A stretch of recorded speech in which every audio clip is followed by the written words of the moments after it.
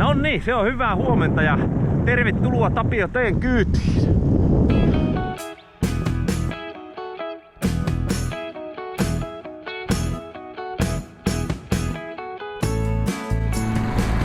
Tänään on tuulinen, sateinen päivä.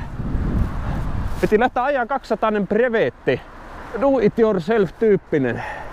Ja siinähän kävi sillä lailla, että Ilmatieteen laitoksen ennuste oli hieman optimistinen tämän päivän sään suhteen.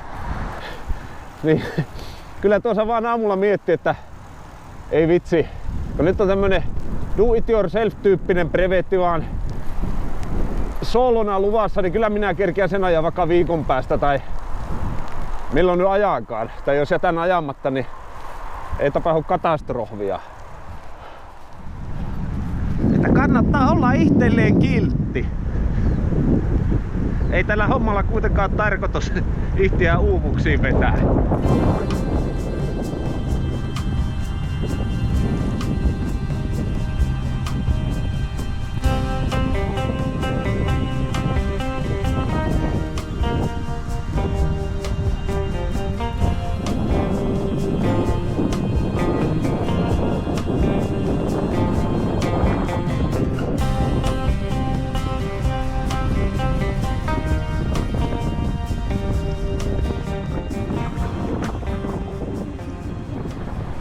Semmonen hauska juttuhan tässä tietysti oli se, että koko pyörä oli valmiiksi pakattu 200 aatellen. Täällä kumminkaan ei ihan jääpuikkoja saavista heittämällä niskaantuu. Niin olisi sääli alkaa purkamaan hyvät brevettivarusteet pois pyörän laukuista. Nukkuin itse asiassa edeltävän yökin poikkeuksellisen huonosti itsestäni riippumattomista syistä. En mennä niihin sen enempää, mutta siinä kun jonkun tunnin valvoskelin, mä mietin, että eihän tässä hyvänen aika mitään painetta ole mitään 200 lähteä ajamaan. Että kivan kautta, ilon kautta tätä hommaa olen aina tehnyt. Ja ajattelin, että pidetään yllä tämmöistä yleistä brevettihenkeä. No siinä sitten 9 aikaan join sisällä mukavasti kahvia. 9 aikaan oli tarkoitus startata sille brevetille, jolle en siis tänään lähtenytkään. No mä rupesin siinä kuitenkin kahteleen tuota karttaa, että kyllä mä nyt jonkun lenkin tosiaan ajan. Sitten mietin, että mihin suuntaan en ole pitkään aikaa ajellut. Sitten mieleen juolahti, että hei, vanha kunnon perinteinen Puudumin lenkki.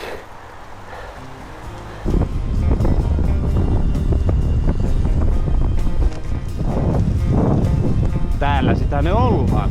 Mehtää Siimeksissä, Helsingin keskuspuistossa.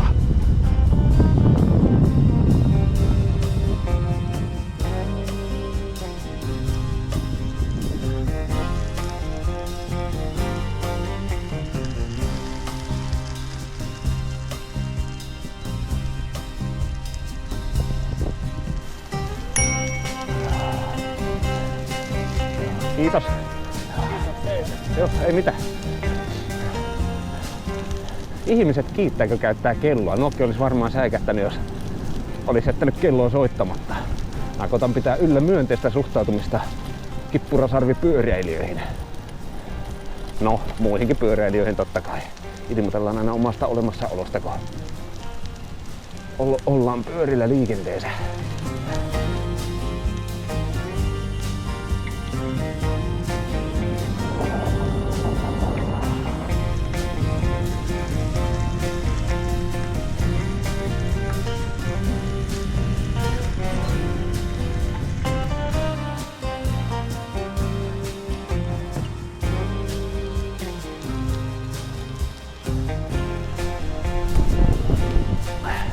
Minäpä kaivaa sen sajettakin ja vilikasen karttaa.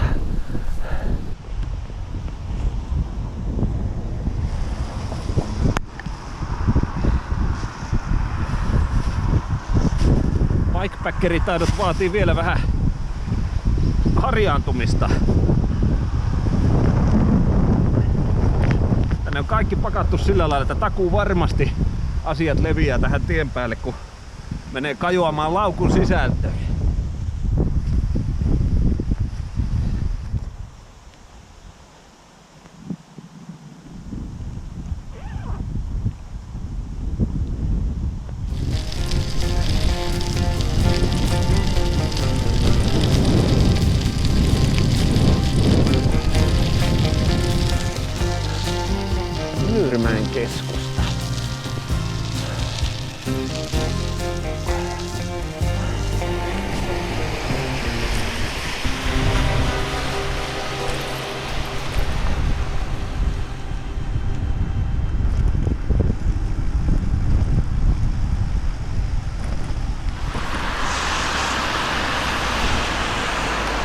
Huomaakohan tuo autoilija mua? Katsotaan, nyt nähdään. Huomaa, jes, kiitos.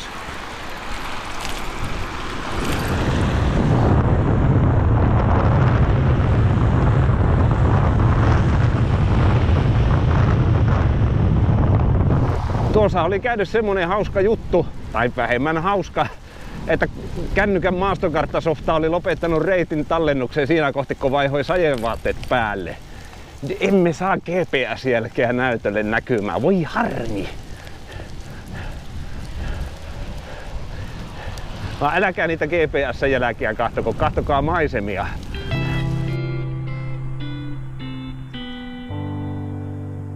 Kauniit maisemat. Eeppiset pyörälenkit. Kaupunkiluonto. 2 lintua uimassa järven selällä. Ruska.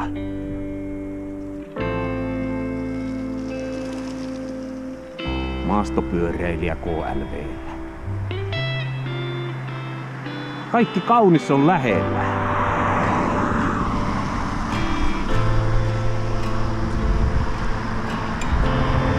Kauneus jää huomaamatta, jos ei sitä lähde tänne omin silmin tarkastelemaan. Putoavia lehtiä. Tein tämmösen innovatsuunin, että heitin tähän Ortliipin näihin ihmeremmeihin kiinni toisen vesipullon, niin ne ei ole kiinni täällä selkätaskuunsa painamassa. Tuolla noin. Sinne voi heittää tämän kameran, joka nyt on kädessäni, tähän tapaan.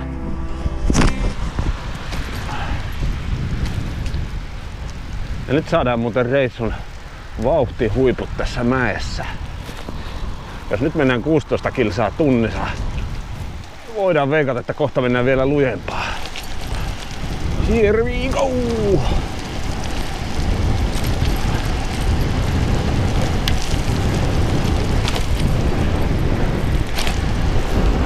Tää 3,9. Löysät vauhdit.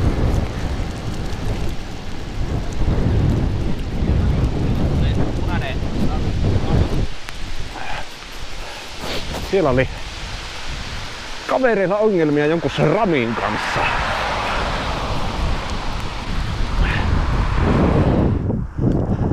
Siellä on ilmiselvä puutavaran kuormaus menossa. Kuskit ollaan aamukahvilla vielä. Kahvista puheen ollen, jos oittaan kahvilaa auki, minä käyn kahvilla.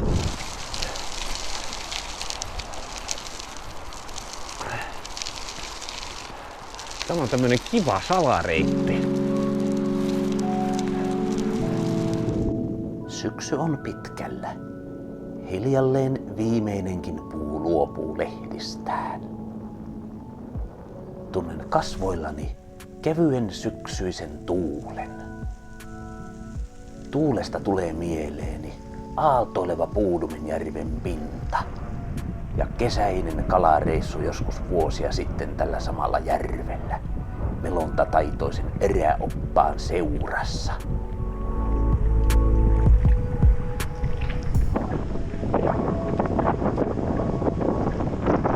Pullollinen limonaatia ja joku oikein möhnäinen sokerimuutti. Voiko mikään olla parempaa? Onhan sentään ajettu jo 25 kilometriä.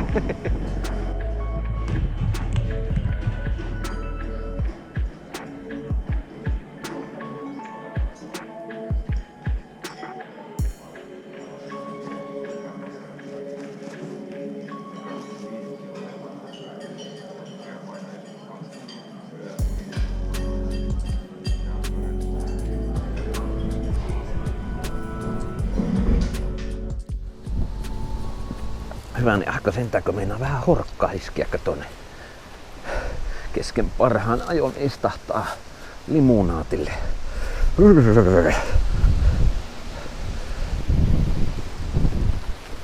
No, se on hyvä harjoitustilanne. Kuinka hallitset horkan? hyvä veto tämä sadetakki.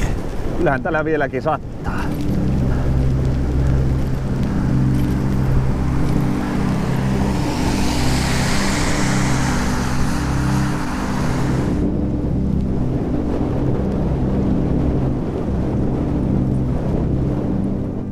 Ilmassa oli siis kevyttä sadetta jatkaessani matkaa Oittaalta 25 kilometrin alkutaipaleen jälkeen.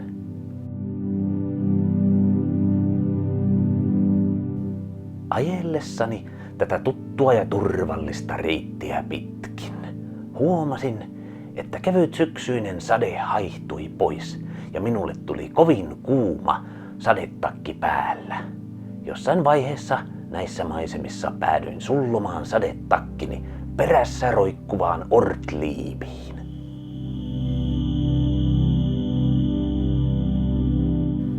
Miten kaunis asia onkaan viettää sunnuntai-päivää maantien varressa ihastellen syksyisiä maisemia. Jossakin kohtaa saattoi jopa auto suhahtaa ohitseni.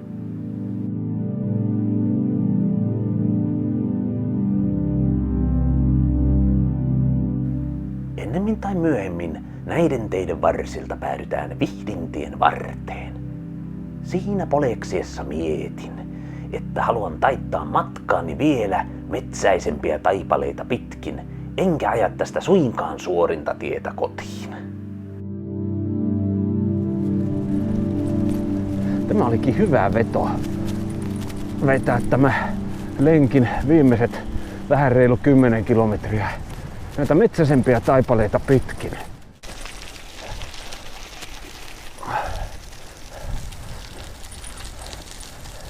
Jännä, miten monenlaisissa paikoissa tulee pistäydyttyä yhden sunnuntailenkin aikana. Kyllä täällä Pitkäkoski näkyy virtaavan. Mahtaa olla suosittu paikka kalastajien keskuudessa. Siinä se on rapainen Randonneur konkeli. On muuten hyvää leipää.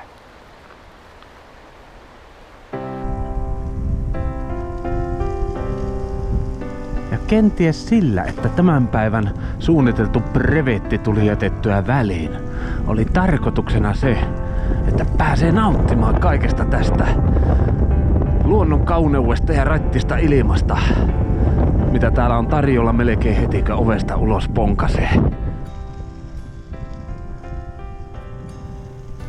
Kun pyöräilyä harrastaa ja tätä elämää elää, käy joskus niin, että parempaa tilalle saa, kun suunniteltu sivuun jää. Taakse jäivät lenkit ja brevetit aikaan kevään ja kesän eeppisen. Mutta GPS-jäljet odottaa reissuja tulevien aikojen.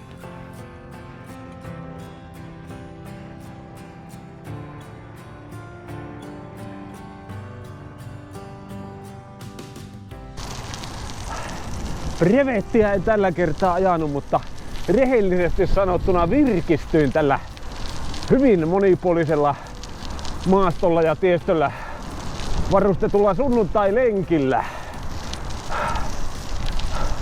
Ja koska itse virkistyin niin paljon, niin todellakin toivotan sen myötä iloa sinun päivääsi.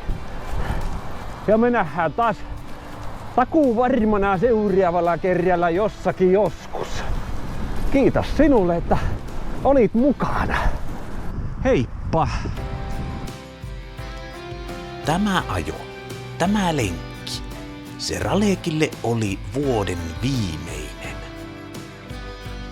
Mutta monet viikonloput ja arjen illat kuitenkin kului ulkona, muilla konkeleilla veivaten. Kun hyvä ystäväni taas jossakin joskus haluat viettää aikaasi pyöräilyvideon merkeissä, kerron sinulle tarinan, kuinka osallistuin vuoden ekaan pyöräkisaan vielä kuukausi tämän reissun jälkeen. Mutta sen tarinan kerron sinulle ensi kerralla.